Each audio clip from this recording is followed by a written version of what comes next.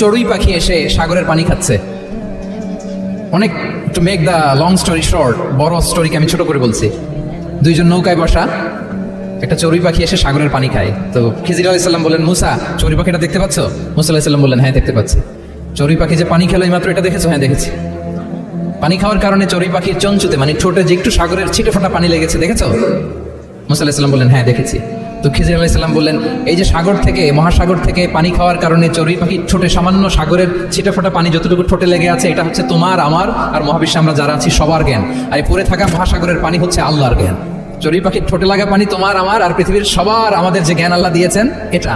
আর মহাসাগরের পানিগুলো কার জ্ঞান? ওমা উতিতুম মিনাল ইলমি ইল্লা কালিলা। আল্লাহ বলেন একেবারে একেবারে ভেরি লিটল, যত সামান্য জ্ঞান দিয়ে আমি তোমাদেরকে এই দুনিয়ায় পাঠিয়েছি।